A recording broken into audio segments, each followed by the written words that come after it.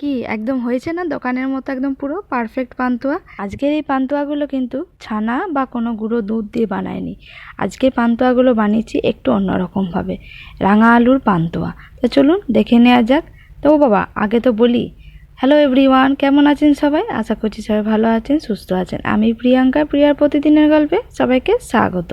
আজকে বাজারে গিয়ে দেখলাম বেশ ভালো ভালো বড় বড় রাঙা আলু এসছে। তা রাঙা আলুগুলো দেখাতেই এক ঝটকায় মনে পড়লো রাঙা আলুর পান্তুয়ার কথা। সেই জন্য দেরি না করে কিনে নিলাম দুটো বড় সাইজের রাঙা আলু।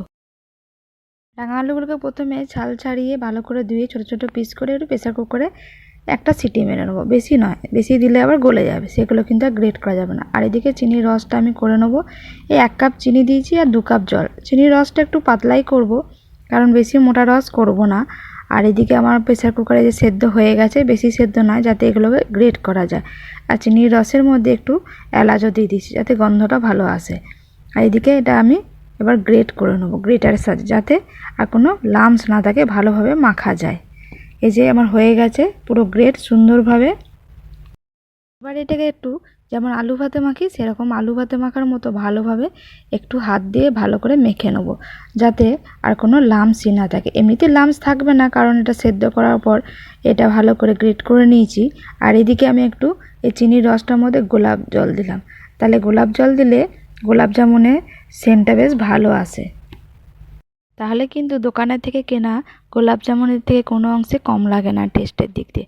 আর এদিকে এই রাঙা আলুটার মধ্যে আমি একটু 3 চামচ মতো সুজি দিয়ে দিলাম, আর ছোটো চামচের 1 চামচ বেকিং সোডা দিলাম। আর এখানে আমি গুঁড়ো দুধ দিয়েছি 8 চামচ মতো। এখানে আমি একটু বেশি করেই গুঁড়ো দুধটা দিয়েছি, কারণ গুঁড়ো দুধটা বেশি দিলে টেস্টটা বেশ ভালো আসে। তারপর সব কিছু মেখে নেওয়ার পর দিলাম একটু চ্যাটচ্যাট করছে, সেই কারণে একটু সবশেষে ময়দা দিয়ে দিলাম। ময়দা দিয়ে ভালো করে মেখে নেওয়ার পর তারপরে একটু হাতে ঘি লাগিয়ে এবং গোল গোল করে গোলাপ জামুনগুলো করে নেবো। এই গোলাপ জামুনগুলো গড়ে নেওয়ার সময় যদি ভালো করে না গড়া যায়, একদম প্লেন যদি না হয়, তাহলে বুঝবেন যে এটা ভালো করে মাখা হয়নি। কিন্তু আমার দেখুন এটা একদম প্লেন হয়ে গেছে, তার মানে খুব সুন্দর মাখা হয়েছে, আর গোল গোল কি সুন্দর হয়েছে। আর সাইজটা কিন্তু আজকে আমি বড় করেছি। অন্যবার আমি গোলাপ জামুনেরগুলো ছোটো ছোটো করে করি, আজকে একটু বড় বড় গোলাপ জামুন খেতে ইচ্ছা হলো, সেই কারণে বড় বড় করেই করেছি। তারপরে তেলটা একটু লো ফ্লেমে করে 4-5টা করে দিয়ে গোলাপ জামুনগুলো বেশ সময় ধরে ভেজে নেব। তাড়াতাড়ি করলে হবে না, তাড়াতাড়ি করলে কিন্তু পুড়ে যাবে ওপরটা আর ভেতরটা কাঁচা থেকে যাবে। সেই কারণে অল্প অল্প করে 4-5টা করে করে আমি এগুলোকে ভেজে নিচ্ছি।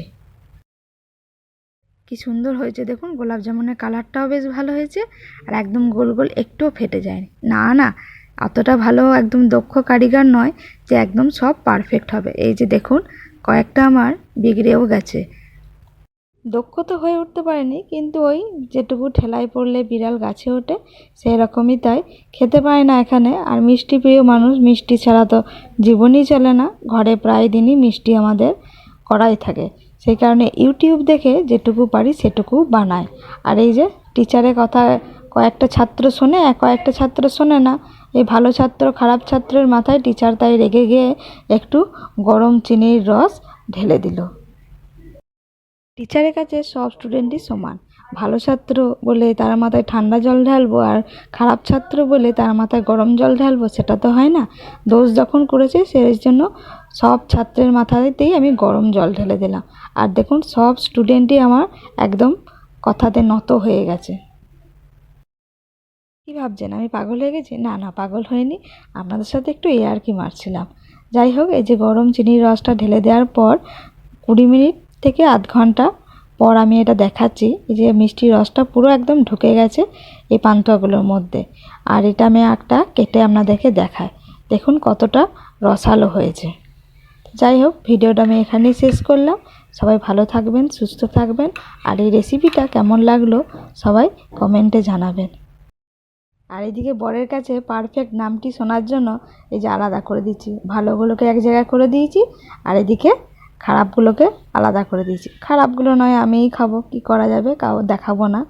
আর বরকে দেখাবো, দেখো সব একদম আমি পারফেক্ট বানিয়েছি। আর অনেক অনেক ধন্যবাদ সবাইকে শেষ পর্যন্ত ভিডিওটি দেখার জন্য। সবাই ভালো থাকবেন, সুস্থ থাকবেন।